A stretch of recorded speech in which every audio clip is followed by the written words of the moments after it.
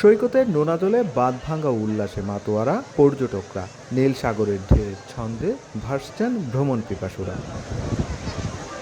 তবে নতুন বছরকে বরণ করে নিতে এবার কাঙ্ক্ষিত পর্যটক আসেননি বলে জানান ব্যবসায়ীরা। 3 দিনের শোক দিবসের জন্য ছিল না তেমন কোনো আয়োজনও। স্বল্প সংখ্যক মানুষ ভিড় করেছেন বালিয়াড়িতে, প্রিয়জনকে সঙ্গে নিয়ে উপভোগ করছেন সময়, বন্দী হচ্ছেন স্মৃতির ফ্রেমে।